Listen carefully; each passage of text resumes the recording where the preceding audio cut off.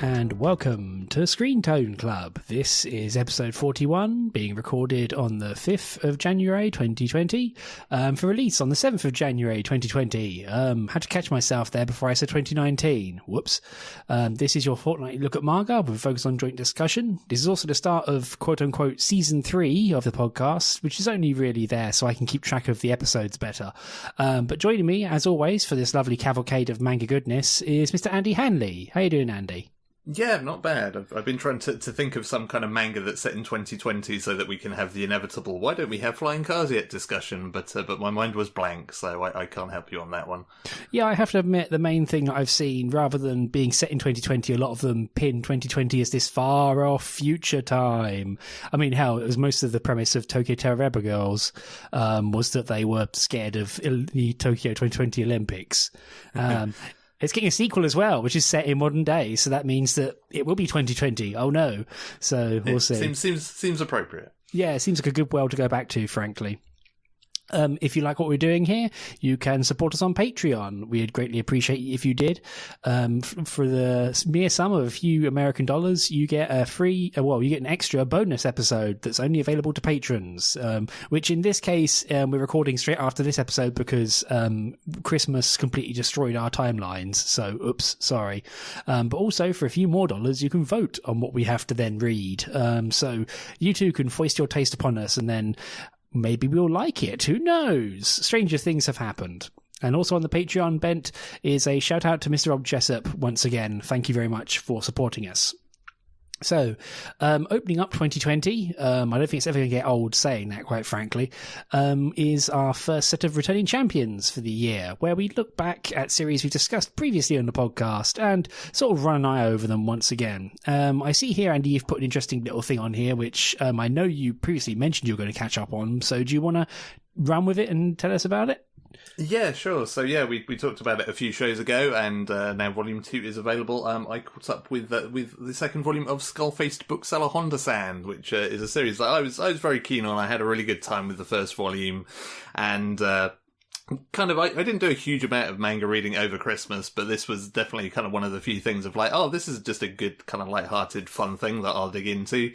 And as per Volume 1, it is a lot of good light-hearted fun, like more good book-selling anecdotes, all kind of very enjoyably told by kind of Honda-san, who's kind of just a really good character for sort of telling those kinds of stories, because, you know, it's very kind of, you know, self-effacing and not too kind of serious, etc., etc. And there are some really good anecdotes to be had. Like, I mean, not least at a moment where Honda-san goes to her boss just to basically ask a question and say like, "Hey, have you got like a few minutes of your time? Because I need to ask you something," to which her boss basically just assumes, "Oh God, you're going to resign, aren't you?" And just goes on this big long spiel about like how, hey, you know, it's been so great having you work here, and, you know, obviously if you need to go on to better things, then that's fine and great, and we wish you the best of luck in the future.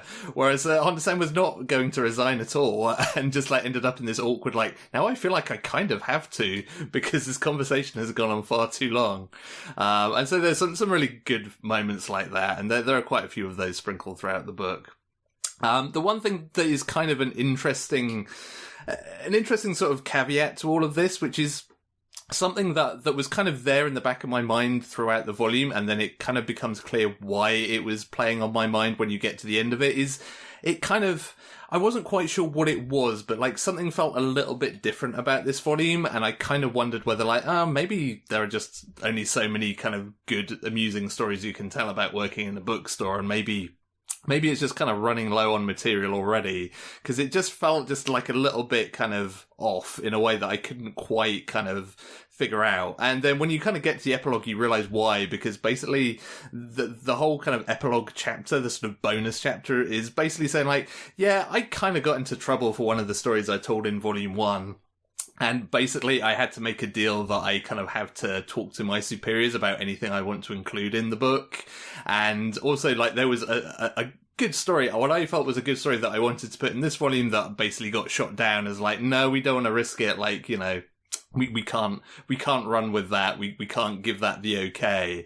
And it kind of like gave me that realization that this second volume is kind of a little bit tones down isn't really quite the word, but it is certainly kind of, it doesn't have quite the same sort of, I can't really think of the word for it. Like, I was going to say authenticity, but that's not really fair either. But like, it definitely feels just a little bit kind of more mellowed, a little bit more kind of cleaner in a sense, that it sort of feels like it's sort of been massaged not to worry kind of the actual author's bosses in the bookshop. And I think that's kind of a shame, because it just takes a little bit of the edge off of it. Like, it's not as if this is a series that is kind of laying bare the shocking practices of the Japanese like bookstore industry, but clearly there were people kind of higher up the chain than the author who like felt uncomfortable about parts of it, and it just feels a little bit neutered. That's maybe the word that I'm looking for, where it doesn't have quite the same kind of pep to it, where there are clearly, it sort of feels like there are moments where it's like, there was probably, you know, the truth of this story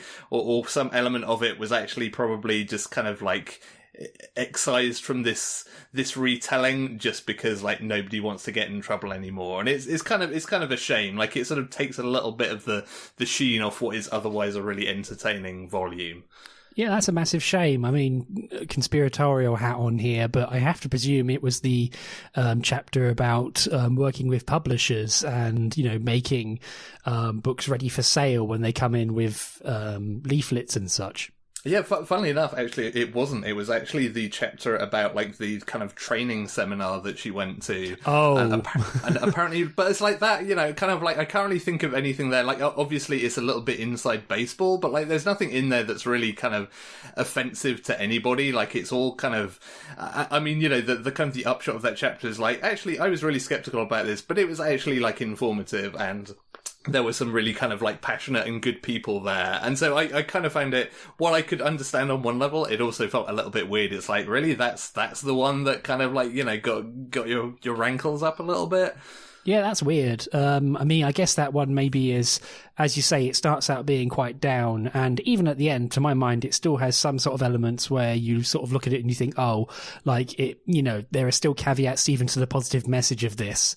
Maybe it was just seen as being a bit embarrassing for someone involved. Who knows? Yeah. But I imagine it kind of touched outside of the bookseller world enough to make people get the heebie-jeebies, which, as you say, it's a shame, because that kind of unvarnished, like, you know, very earnest and innocent look at things was, you know, it was kind of revelatory in a very mundane way, like especially with the backroom sort of preparation of stock and all that, where, you know, it's not the sort of thing that's interesting on its own, but told well. It's, you know, interesting because it is something you don't know about, you know, like a good Wikipedia hole or something. Yeah. Whereas, you know, filing that off really, as you say, like kind of neuters the series and makes it like less interesting from the off, for me at least, where it's a case of, oh, well, if you're having to I mean, also, even if it also self-censors the artist, where, of course, they're going to spend a lot of time thinking, well, is this going to get nixed? Am I going to get told not to do this? Like,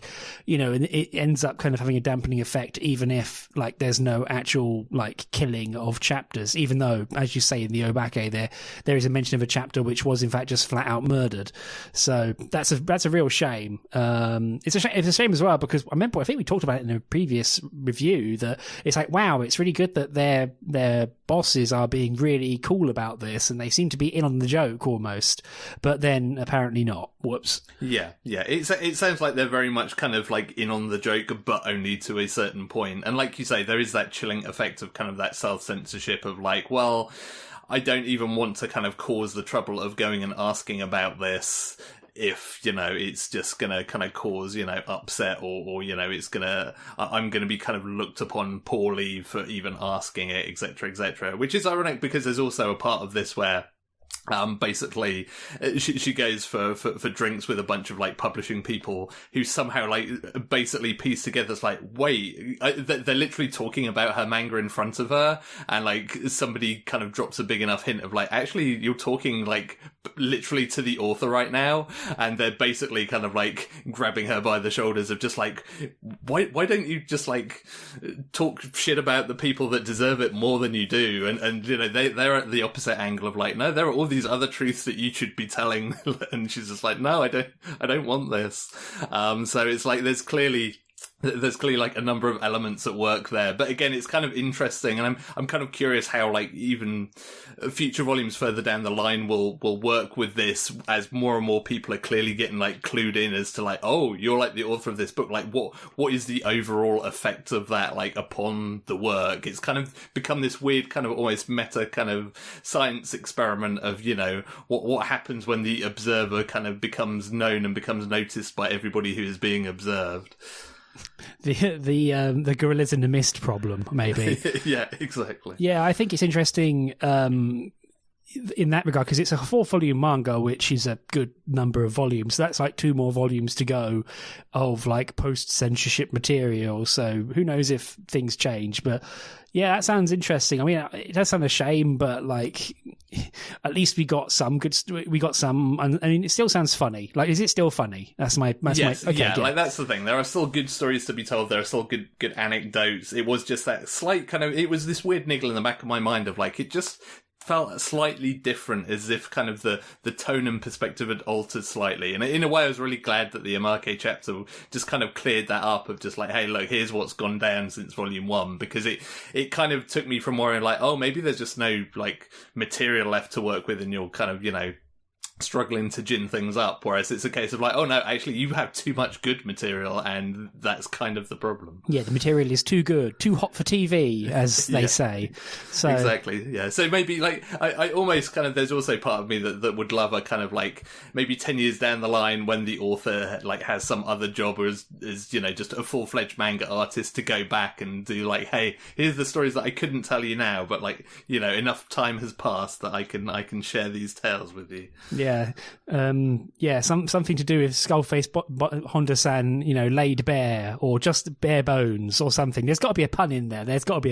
I can't think of it right now.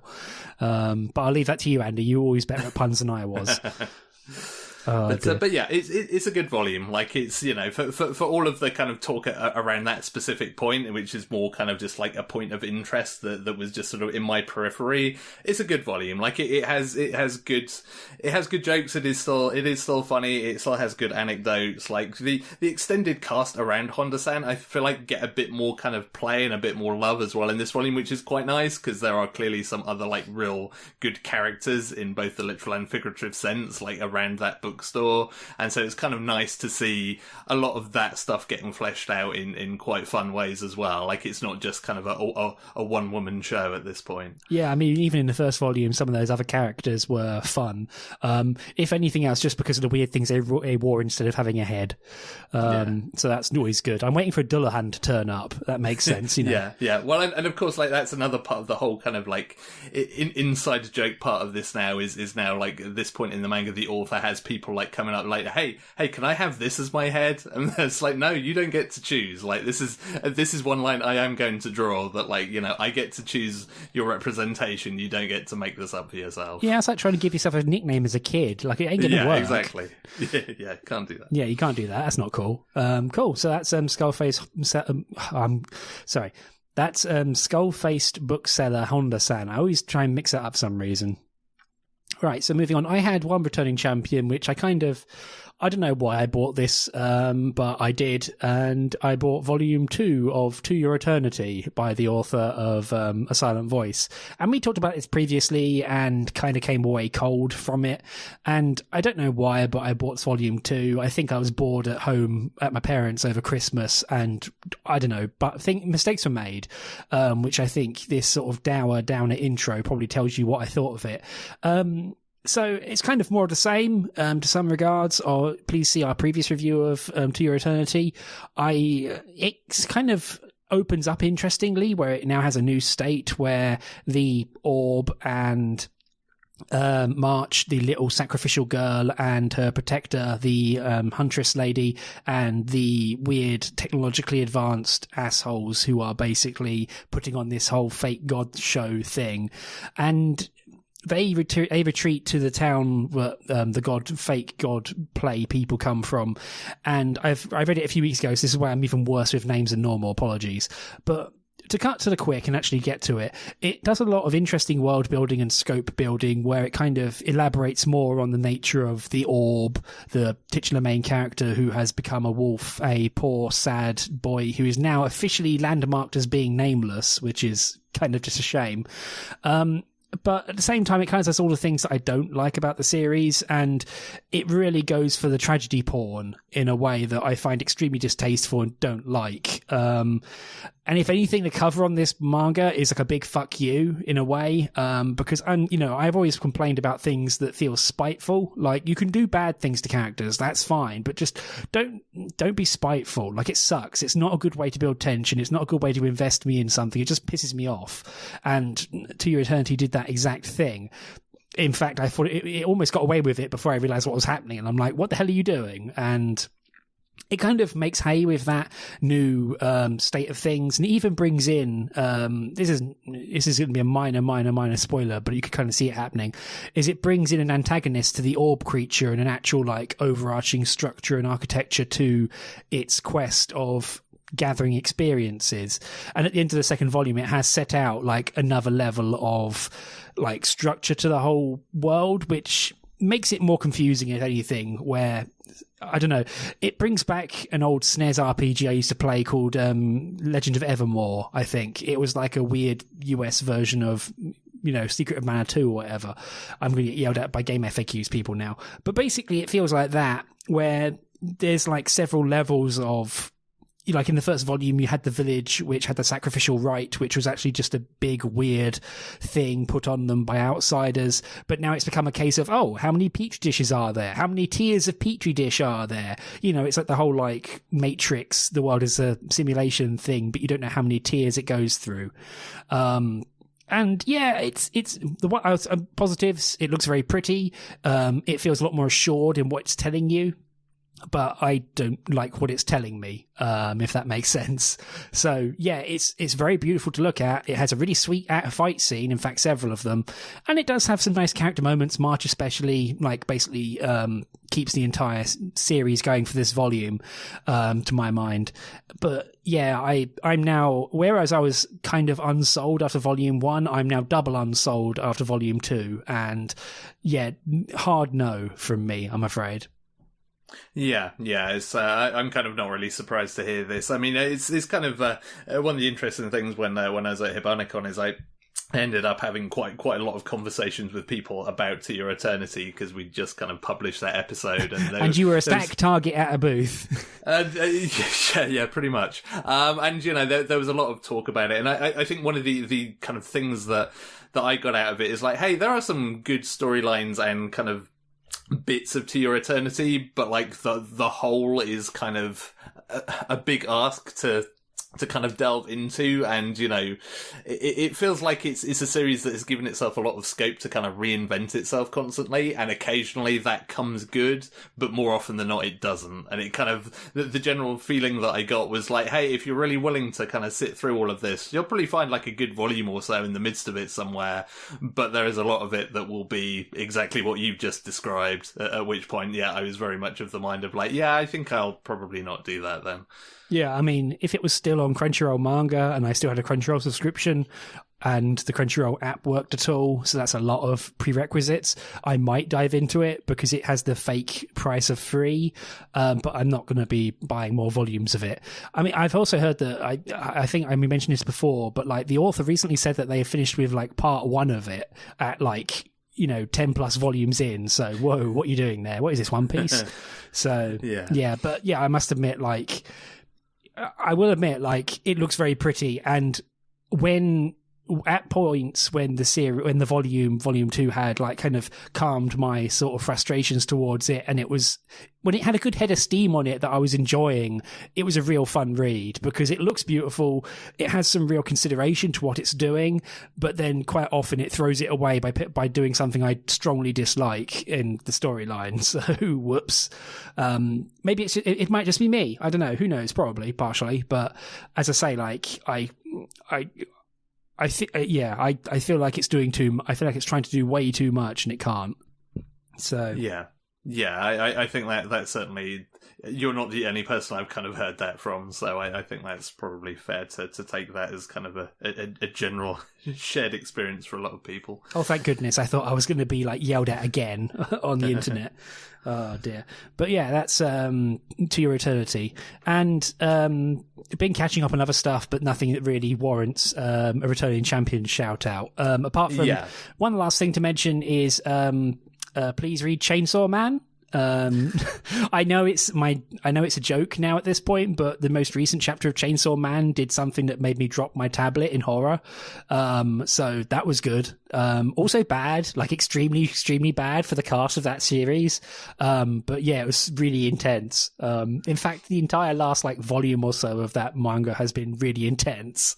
So yeah. Yeah. And in terms of quick mentions, I will also mention I've read another couple of volumes of Girl from the Other Side, literally as of this morning. Don't really have much to say other than to kind of like echo your comments on the last show where you talked about catching up with it. Like it's still, I think it's fast becoming kind of like one of my favourite series, just in terms of kind of its art style and kind of use of paneling and lightness and dark. Like it is. It's a series that kind of like, I feel like you can kind of show people kind of stills and certain panels of, and it's maybe not going to sell people on it, but when you kind of see it all kind of in flow, like it is incredibly good at what it does with that and uses it so well to actually kind of push the story forward. But yeah, like I basically bought all of the volumes up to the latest one, so I'll probably be doing some more catch up with that over the next week or two. Yeah. I think you might have the most intense bit of check out my drawing chops, where they have a snowball fight, which is real nuts because you're just reading it going, man, the author is just styling right now. Yeah. Like there are so many good moments like that where it just, you know, whether it's kind of showing the distance, be it physical or otherwise, between characters and stuff like that. It's just so incredibly well done. Like there are so many moments where it took me longer to read than it should because I was burning through it, apart from the moments where I just like sat and gulped at a page for a couple of minutes of just like, that's so good. Yeah, totally. Also, have you? I'm guessing you've now read. What volume are you up to now? 5? I've read up to volume 3, so I'm at the end of volume 3. Okay, I'll keep my gob shut then. I want to get your. Sorry, still plenty left to run. So. Yeah, I want to get your thoughts on certain things that happen in some of the more recent, like volumes 5 on. Like, in fact, frankly, all of it like has moments that maybe go what. So there are certain volumes I want and things that happen. I want to get your thoughts on. Yeah, I'm sure that time will come soon enough. Yeah, totally. Yeah, it's a great series. Girl from the Other Side, highly recommended. So cool. So, moving on to the main part of our show for this evening is my pick for us to read, which was Honey and Clover, Volume 1. It's a shoujo beat title published by Viz, written by and illustrated by Chika Umino. The series is complete. It sits at a modest 10 volumes. You can buy it mostly digitally now. I think it's been long out of print. I think it's all available digitally now. I did check that out. Yeah, it's all on Comixology. It's by Viz, so they kind of pick and choose their publishing venues digitally. And it concerns a set of art students who are in university who live in a rather ramshackle boarding house, much like my own halls when I was in uni, quite frankly, except I didn't have a series of cans attached to string that I could jingle when I wanted to get food out of people. Already sounds like an improvement, frankly. And these art students are all in different sort of majors. They're all at various different points in their scholastic journey. And they're all a bunch of kind of weirdos. Like one of them seems to like vanish for days on end, weeks on end, and then reappear with some kind of food-based omiyage. The main sort of character it focuses around is Takemoto, who has like a shock of blonde hair spiked up. So he looks like a little bit like Tails the Fox from Sonic for some reason. I don't know why he reminds me of that. And it's about these weirdo sort of art students, and like it's a shoujo beat title, and it's often mentioned as a romance, but the romance is quite slow in coming. And it's a very sort of dour, down to earth, down in the dirt with these characters sort of look at their sort of school life. But at the same time, and in a way that is kind of exhausting, at least personally, is that it's also mildly madcap and deranged comedy, and like weird off the wall sort of students being crazy students thing. And like as a result, like the main sort of inciting incident of this series is a new student joins Hagumi Hanamoto, who is basically a tiny pixie girl who they dress up as like a yokai early on in the series for a laugh, but also is very quiet, very restrained, clearly has some sort of social issues with relating to other people, but is also like a very driven artist and sculptor, even though again she looks like she's like what, 8, I think. And so it kind of becomes obvious that there's different love polygons going on. Also their professor is the sort of guardian figure of Hagu. Like I think he's her uncle. And so you've got these different romances going on where Takamoto kind of falls in love with Hagu really quickly. Shinobu, who is the weirdo who brings gifts and vanishes for weeks, also seems to like her, but also just seems to tease her constantly. You've got Mayama, who is on a completely different series, basically, who is basically pining for his current sort of like boss, for his apprenticeship boss, who has recently lost a husband, it's implied from like a few pages, but also all this other weird crazy stuff going on. There's also like a farmer dude who lives in the apartments, but they talk about him very grimly, but then he turns up with a bunch of ham, but then vanishes after 20 pages. And so this is kind of like a lot of me kind of tiptoeing around and giving you the layout for me to basically say that I really didn't enjoy this series whatsoever. Mostly because it can't keep a consistent tone, and also it's constantly jumping around, because it's very seamless in its flow, but it seamlessly moves from like complete insane gag comedy to actual quite horrifying trauma to like social anxiety to weird jokes that go on too long. And the characters, I mean, it makes some sense that the characters are completely on different wavelengths and so exist in the same space uncomfortably because they're just slamming into each other with their different sort of like shticks. But at the same time, they're so outlandish that I kind of really couldn't get along with it. I mean, there is 2 series of anime for this series that I didn't watch myself. They came out in 2005 and 2006, and when I was getting into anime, they were talked about in hushed tones and oh wow, Honey and Clover. And that's the only real sort of like previous exposure I have to it, is this sort of weird overhanging mist of reverence for it, which I cannot, replicate in any way. And frankly, I just really didn't enjoy it as a result, because it just felt so just real slapdash and really hard to get a handle on or care about. Like I burned through the first 3 chapters and then burnt through them again slowly because I was like, nothing in this is grabbing me, like at all. Like, am I missing something in some way? And this is kind of the bottom line that I drew in my own notes, is like it feels almost like an omake to another series that I should have already read, that I cared about, that was the more straight-faced romance or the more straight-faced school life series or something with a consistent tone. But then this series is just this thing that exists, and was highly confusing to try and read. And then it has all these really intense, like, romance sort of elements that when it gets serious, it suddenly feels like really intense, but then jumps back to real miss the mark stupidity that I could not care about. So yeah, that's kind of my sort of feelings in a small pit. I don't know if you came away the same, Andy. Yeah, pretty much precisely as it turns out. Oh. Yeah, like, I mean, my kind of grounding in Honey and Clover was very similar of years of people yelling at me like, oh, you have to watch the Honey and Clover anime, it's amazing, it's totally in your wheelhouse, you're going to love it. And I watched it and didn't really like it. And the interesting thing I think about the anime is that I never really attached myself or kind of engaged with any of it, and I couldn't quite figure out why. And I think the reason for that, having read the first volume of the source material, is that if the anime does one thing well, it's quite good at kind of smoothing the transition between kind of the madcap stuff and the more serious stuff. Like, I guess it just sort of has a bit more time and space to work with to make all of that feel a bit more kind of seamless and feel a bit more kind of measured. And so that's kind of what left me baffled about the anime, is like I could never really put a finger on like, here is why I don't particularly care about this, and kind of reading the actual source material made it all so much clearer. Because yeah, I kind of came away in exactly the same way that you did. Is like I think it kind of sets out its stall early on in terms of me not really finding anything to connect with it, because it it feels like you say, with it being like an homage to a different series, it feels like it never actually introduces the characters. You know, it's like you kind of get dropped right into the midst of kind of a bunch of shenanigans, and not in a way that it then kind of goes back and fleshes out particularly. It's just kind of like left there hanging, and I couldn't find anything about any of the characters to kind of attach myself to or empathize with.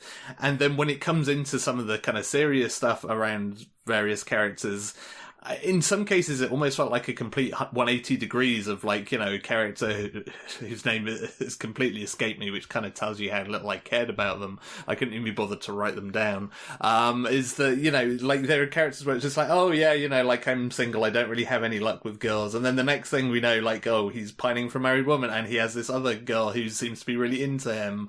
And it suddenly felt like this character was completely different to the person we'd been introduced to a few chapters previously, and I kind of had a similar thing of like, did I skip a chapter here? Did I get this completely wrong? And yeah, it all just felt very busy, but with no real end to it. Like, particularly early on, it's like there is so much going on in every panel in terms of like dialogue and just stuff happening, but none of it really felt like it had any kind of particular end or any kind of anything for me to hang my hat on in terms of like, oh, well, here's an interesting thing about this character. Like, even the things that are kind of injected in from the get-go as kind of like mysteries about like, we don't know, like, you know, this Vorita just like, you know, disappears for weeks on end and then comes back with a wad of cash and nobody knows what he does. It's like, I feel like in another series that would be a really interesting, like, oh, okay, I want to know more about this character and like what their deal is, but just the way it's all presented and with so much other stuff just going on around the periphery, it just left me cold. Like, I had no reason to really care about it. And yeah, it just kind of jumps all over the place, feeling just like it's making busy work for itself. And I lost patience with that very quickly, which is a shame because I think some of the stuff later in this volume, as it starts to get into the deeper stuff, like, does seem more interesting. But by that point, I had just like zero investment in any of the characters. Yeah, I'm with you. I must have, you mentioning busy work kind of really nailed it for me as well, where also, like, one part, as you mentioned, is that it's hard to know what parts are the serious parts and what parts are the comedic parts, like, almost, or what you should be paying attention to, because there's both comedy and like actual romance or like personal growth going on, but it's excruciatingly hard trying to differentiate which one is in which mode. Which, you know, especially with Shinobu around, who is a big old comedy lad, or asleep, and he's all over the shop. And as you mentioned, Mayama, who is the older character who is in love with the married lady, well, yeah, or widow. But yeah, he's a fascinating character, but he feels like in a completely different series because he has a fully formed like love polygon around him, and especially with Yamada, another character who likes him, and that's a perfectly fine little thing, but it's constantly being sort of like crammed in or sidelined by everything else happening, even at the end of the volume. And as you say, like, it just jumps you into these characters very quickly, and leaves you no time to really get used to what's happening because everyone's moving at the same time anyway, which is very tiresome. Also, it has a really good reference to System 6 on Mac, which is which dates that series hilariously, as well as the candy bar old style phones like pre-Nokia. That I felt real. I don't know. I really enjoyed seeing that for some stupid reason. It was like, oh, okay, yeah. Shit. Yeah, I likewise. I think at that point I was just so glad to find something that actually amused me that I was just kind of glommed onto that with both hands. But yeah, it's strange because I feel like the comedy side of it in particular, like, I'm kind of all for, be it romantic comedies or whatever, that have a bunch of oddball characters, but I feel like, especially for a series like this, you need some kind of grounding to it. And this is a series that, I don't know, maybe it gets into this stuff later on, but it kind of feels like all of the characters are sort of oddballs just for the sake of it, just because it gives the series something again, it's kind of busy work. It just gives the series something interesting to do. Like, it feels like a lot of the stuff around kind of these characters isn't going to have any kind of payoff, and that's kind of really frustrating when it feels like you're just kind of wading through this just because the series somehow feels like it has to do this, and that I think again was something that kind of turned me off in the early chapters. Yeah, I think one thing in particular is because they're at university, but you only rarely see them actually doing any university work or mentioning it at all. Like, even if I had just one instance of them, like, grounding themselves in what they're doing, you know, you have a bit where obviously Takamoto is like, oh, you guys know what you're doing, I don't, and it's like, yeah, but you're a second year, you don't friggin' know anything. And then finally at one point, like towards the end of the volume, he says, oh yeah, I'm an architecture major. It's like, finally someone actually explained what they're doing. Like, someone is actually giving themselves a backstory rather than just being a weird freewheeling nutcase who's far too kind. Yeah. I mean, you compare and contrast that to another series we talked about recently, Silver Spoon, where, you know, you get to see them doing their everyday studies, and there are some pretty kind of weird characters in that series when you look at it, but then it very quickly digs in and you kind of get to see, you know, their circumstances, why they are studying what they are, and you kind of get a feel for them as a whole, where it's not just like, look at this crazy kid. It's like, oh, you know, yeah, like he has, you know, he's a dumbass or whatever, but like also here's why he's at this college, here's why he's studying what he is, here's what he wants to do. And then suddenly you have this far more kind of rounded 360-degree view, whereas it feels like a lot of the characters in Honey and Clover, I kind of got to the end of that volume where a lot of them, it just felt like there'd been no kind of filling in of this character. Like, I'd sort of seen the initial sheet of just like, here's the crazy thing that they do, and then that was kind of it. Yeah, no, I'm with you. It's especially when, like, it clearly has a purpose in mind for a lot of the weird stuff. But yeah, anyway, it's very tiring to read.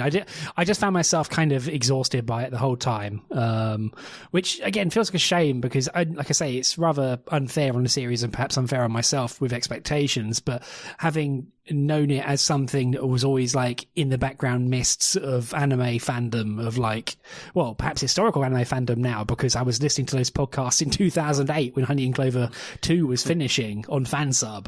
So this might just be a Elliot's brain is broken problem rather than anything else.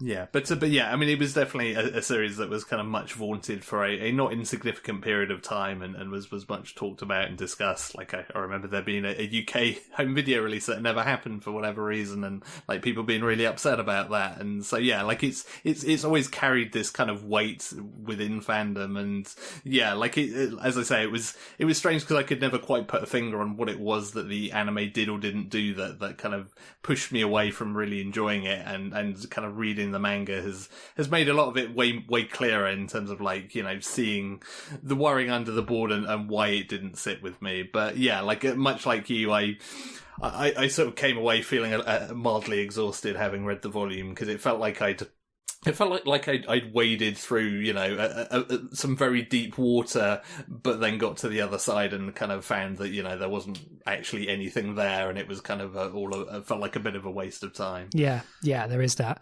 So yeah, apologies for making you read that, but hey, at least we know now. Yeah, I'm glad I did. Like, just like many of these things, you know, it's kind of it's been sat there in my mind as in terms of like not knowing why I didn't like the anime, and it is still, you know, a title that gets dropped every so often, so it's good to know. Yeah, it is. So yeah, there's Honey and Clover Volume 1. If you think we're horribly wrong, let us know. We have a Twitter feed for a reason. So moving on to your pick, Andy, which... No, I'm not. I'm just going to hand it over to you, frankly. That'd be unfair. So moving on to your pick, Andy, Somari and the Guardian of the Forest, if you please. Yes. Indeed, yes. So this is a series that's actually just starting its anime adaptation, confusingly with a different name of Somali and the Forest Spirit. So there's not good brand synergy there. But when you read this volume, you can kind of see how that happened, almost, at least to my mind. So yeah, and so this is published by North Star Pictures, who did the important work of bringing Wakakazake to the English speaking world. So, you know, always worth mentioning that again. Check back through our archives for our thoughts on that series. Volume 2 hasn't come out yet. I've been keeping an eye out, but there hasn't been a Volume 2 yet. I'm upset. Yeah, like mildly worried about that, but I guess it's probably not going to be their most profitable title, I would suspect. But yeah, so Somari, the Guardian of the Forest, kind of introduces us via the aforementioned Forest Guardian, who's basically kind of a robot man, effectively. And he's kind of known as a golem, and he finds this child, the other titular character, Somari, who immediately calls him father, is clearly kind of like orphaned. And so they travel around together looking for humans. And Somari is actually herself a human, but is basically has to disguise herself as not being a human, because this is a world where humankind has more or less been wiped out. Like, there was a big war between kind of humankind and seemingly basically everybody else on the planet. And it kind of turned to the point where, you know, what remained of humanity is either kind of like hunted down or kept as pets. So it's not a great world for a young girl to be brought up in. But for whatever reason, this forest guardian has decided to shirk its duties of actually being a forest guardian and to search out Somari's parents. And so the early chapters are kind of mostly just sort of world building, really, along those lines. You know, we kind of get to visit a few locations, see the various kind of species and groups that are kind of, you know, just kind of wandering around and kind of living in towns and cities within this world. We also get to meet kind of another human character who's basically kind of just hidden themselves away in some kind of dying forest, just to kind of for their own safety's sake, and so on and so forth. And it's all right. Like, there's not really anything kind of great or terrible that I have to say about this. It's one of those kind of volumes that I just read through and be like, yeah, okay. I mean, visually it looks quite nice. Like, I think its biggest problem is it has a good kind of handle on its, you know, on its backgrounds and its character designs, and it all looks quite nice, but it also always looks very kind of static. Like, there's not really any feeling of kind of motion or particularly kind of a world where things are happening. It all feels very much kind of, you know, very, very static. Very staged, maybe? Yeah, staged is probably the word for it. And the other thing that I think is partly deliberate, but I feel like sometimes it bleeds into characters where it shouldn't, is that the whole thing feels very kind of very clunky in terms of the way it's written. Yes. Like, it feels like my starting point was assuming that this was deliberate, because clearly, like, you know, the main golem here is kind of like sort of effectively some kind of like mechanical being. It doesn't have emotions, etc., and so it talks in a very clipped and deliberate manner, and that all makes sense.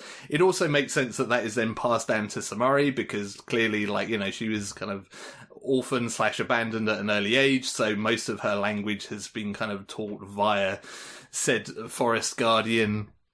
So that kind of makes sense, but it did feel like that kind of writing was also just infecting other characters who shouldn't speak that way as well, and it felt a little bit inconsistent in terms of how that happened. And like, it's one of those questions where I wonder whether it's partly translation or whether it's just like the original work kind of messes that up a little bit, but it does kind of make it a little bit tough to read. Like, it's kind of this weird sort of, it sits in this weird kind of ground where, like, logically all of this makes perfect sense, and like, this is how these characters would probably talk given their kind of natures and upbringings, but also it's not particularly pleasing to read when you're kind of going through page after page of it, and, you know, everybody is speaking in a very deliberate and, you know, very measured way, and there are no shortcuts or colloquialisms, and everything is a perfect word, and there is not a single apostrophe in this manga. Yeah. And, you know, that is kind of tiring to read, as much as my brain was like, this makes sense, but also, like, I kind of,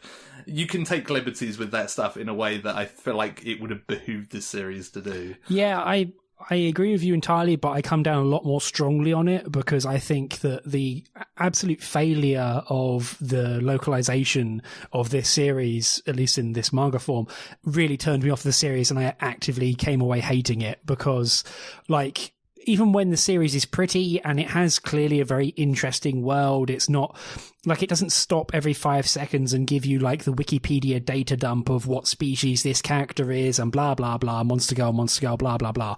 But it keeps its powder dry like that. And as you say, it's very interesting. It's very well drawn. It's very, very beautiful in its art style. But when all the characters speak, like literally every single character speaks in the exact same measured tone, and it's exhausting. Like, it feels like they've missed out. I mean, whatever. Okay. Preface. I'm not a translator. I'm not an editor. I'm not a proofreader. I am not involved in localizing stuff. I'm a guy who speaks on a podcast. I used to write, whatever. But there's no actual localization of this series. It reads like a scanlator. Like, it reads not quite as like a first draft, but like a second draft scanlation script, where they have the meanings all there, but none of the voices are there. Like, it doesn't make sense to have, like, I mean, obviously the golem's going to speak in quite a polite, measured way, but even Somari, she had speech before she met the golem.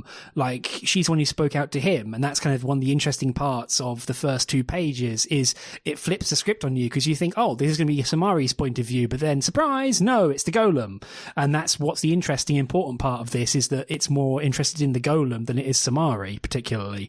And the rest of the cast kind of fall in line with that. But when you've got literal, like, 4-page spreads of everyone expositing at you via the golem, and they all speak in the exact same phraseology and the exact same measure and the exact same language, even though you could go ham with it. You know, you've got like lizard people and pixies and shit, but they all speak exactly the same with, "It is a shame what happened to the humans. Yes, they lost that war immediately." It's like, what the fuck is this?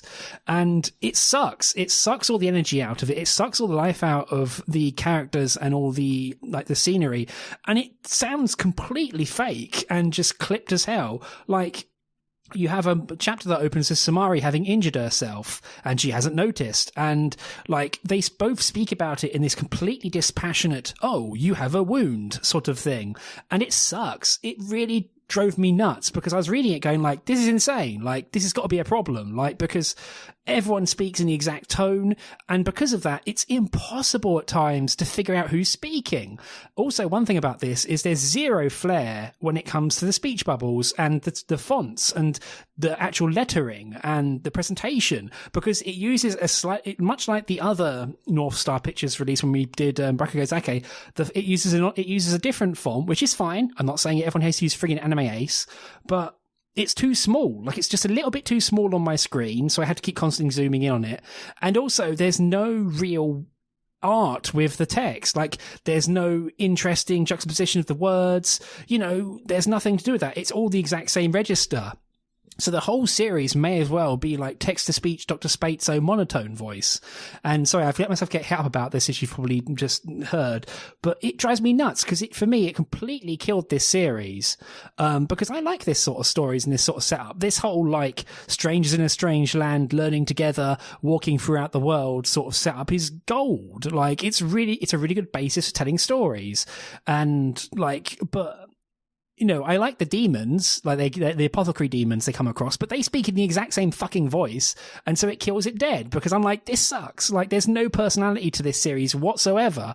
Like, characters obviously have different viewpoints, but they speak the same. And it's, as you say, like, it seems very static, and it makes everything else feel lesser, because all of a sudden, instead of the art looking luxurious and gorgeous, it looks almost like a set of, like, screenshots from Morrowind.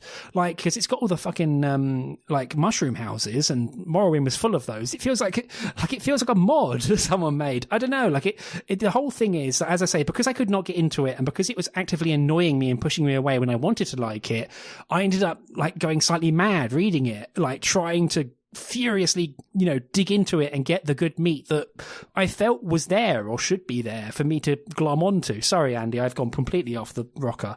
Sorry, but yeah, I mean, it is an important point to make, and certainly, like, it makes me curious about the anime adaptation, and also curious as to, like, how much of it is kind of localization versus source material. Because yeah, like, there are definitely issues with kind of voice, and I had exactly the same thing of not being sure which character was talking sometimes, and having to kind of read a panel 2 or 3 times to kind of get a good feel for that. But I think the other thing that I kind of I found myself doing by the end of this volume is I just sort of found myself thinking about other series that do similar things to this series in certain aspects, and then just wishing I was reading them instead. Like, I mean, already mentioned earlier in this episode, like The Girl from the Other Side, which has a kind of similarity of kind of, you know, sort of guardian and sort of surrogate guardian and child. And I mean, again, both in terms of like the tone, in terms of the way those characters speak, like that's such a really good example of kind of, you know, the teacher in Girl from the Other Side has quite a measured kind of clipped tone, whereas the kid is a kid and will just, you know, say whatever. And like that's a really good kind of example of that sort of writing done well. And again, that adds in itself adds a lot to that series. And so I kind of like found myself thinking like, in fact, that's partly why I ended up reading some more volumes of Girl from the Other Side, because I thought like, oh yeah, like I remember like a good story like based around some of this stuff. And it also got me thinking about something like Girl's Last Tour, which is like a really good kind of just like, hey, exploring an almost entirely kind of like post-human world.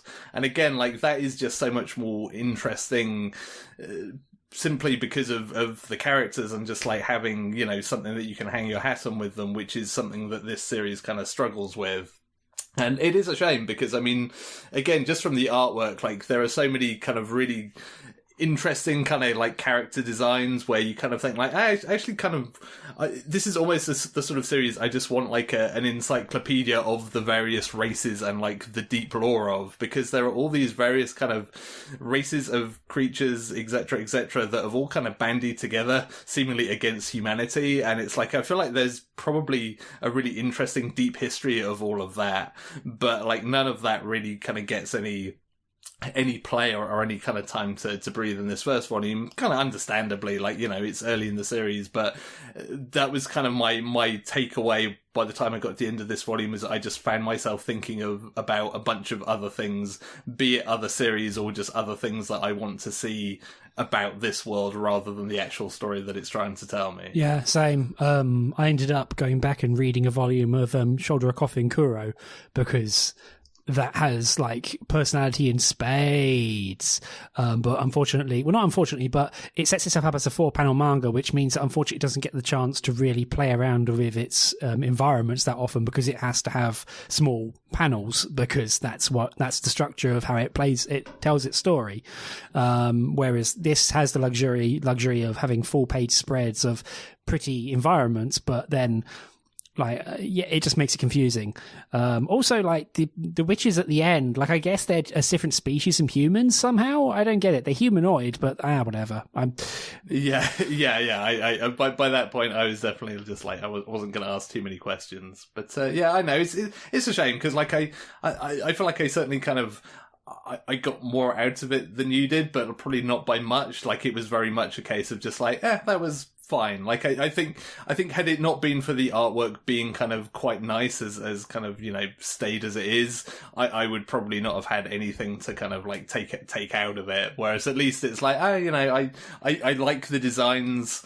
I like some of the general gist of what it's going with, so, you know, it was okay, but it's certainly kind of hard to like recommend it. And again, like when you start thinking about other series that take some of the same kind of ideas and subject matter as this and think about how much better they are, it kind of just makes it very hard to recommend this particular series as something that you should go out and grab. Yeah, as I say, like I wanted to like it, and I like the basis it's playing with, but just found myself so intensely turned off by it that hard no. Sorry, I'm not pulling the ejector cord here.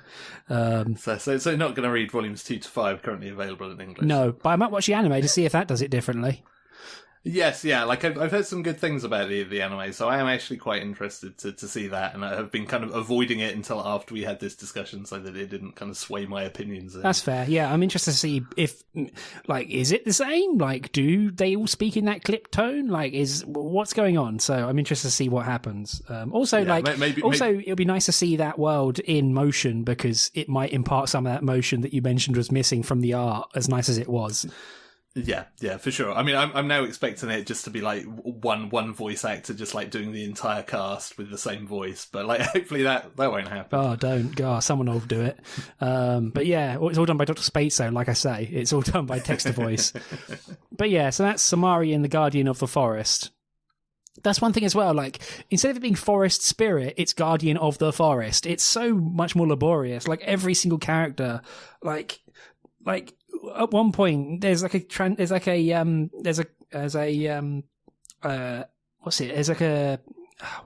conversation happens where like a character is surprised and they're clearly making a wah face on the page, but then they say in the speech voice, "Goodness, what is this?" And it's like, "What is this fucking?" Oh God. Anyway, whatever. Yeah. One to end this on a positive note, I will say there's a very good cat that is not a cat in this series. Yeah, that cat's all right. That cat is pretty good, although it's not a cat. Yeah, shame. But yeah, so yeah, that is Somari and the Garden of the Forest. So yeah, that's our 2 for this episode. It kind of struck out in both cases. Whoops. But hey, that's why we're doing this, to read more stuff. So, talking about reading more stuff, what are we talking about next time? So, also keeping on the whole lots of strange monsters, also with a human thrown in there for some reason, I have picked out Sorry for My Familiar, Volume 1, which actually has some similarities to Somari and the Guardian of the Forest. So there we go. Here's another series which maybe will be better than Somari was. Fantastic. And yeah, so for my pick for the next show, this is actually something that's been on my list all the way back from like episode 1. I'm pretty sure I told you about it at some point, man. Like, and yeah. Well, I think you've talked about it. Like, it was already in my mind. I think before this podcast was even more than like the apple of our collective eyes. And it's like finally somebody tweeted something from it again the other week, and I was like, you know what? I finally need to bite the bullet and actually just add this to the list. And so I've chosen Volume 1 of Wave. Listen to me. Yeah, I'm interested to read this again because I read it literal years ago at this point, and also it's been in this weird limbo for a while where the artist wasn't continuing it. But I think it's coming back into the fore, and I think it's got an anime announced. Yes, there is indeed. Yeah, so interesting. I remember Volume 1 fondly in a really intense way, so let's go back to that. Cool. So, thank you very much for listening. This has been your first episode of Screentone Club for 2020. You can listen to much more on our website at screentone.club. New and updated and slightly more confusing to navigate. Sorry. We don't control the template. If you like this podcast, please consider leaving us a review or a rating. They really help surface the podcast to more people. In particular, if you think your friends would like it, please introduce them to the show. This is still, like, word of mouth is still the ultimate way that podcasts get shared around. You can also follow us on Twitter at Screentone Club. We have an email address, which is show@screentone.club. My name is Elliot Page. You can find me on Twitter at Elliot Page. I have a stash of cat photos I took over Christmas that I'll be slowly spoon feeding out over the next few weeks. I also wrote like a weird self-congratulatory manga post on my website, moesh.it, which was basically 1,000 words of me saying, I'm right, you're all wrong, I don't care. So you can then go and see my terrible tastes laid bare without Andy to try and calm me down there. And Andy, how about you? Yeah, you can find me on Twitter at Hannah's1979. And if you go back a little bit through my timeline, you'll find me spouting some nonsense about the top 25 anime of the decade, which probably, if I read it now, I'll already regret half the choices. So enjoy that, I guess. We've done enough top X lists between us to know that we probably shouldn't do them anymore, I think. Yeah. Like I sat there over Christmas thinking, this is a terrible idea, and then I just started typing. Sorry. That's great. Mind you, that's also how I ended up with a manga blog post that has 0 numbers in it. I was just like, I want to get my opinions out there, and Andy's not here to to receive them. So there we go. Anyway, thank you very much, and well, fingers crossed for 2020. And as mentioned, please consider joining the Patreon. We will have a bonus episode on Full Metal Panic, which we're going to be recording in about 10 minutes. So with that, thank you very much, and good night. Bye, everyone. Bye.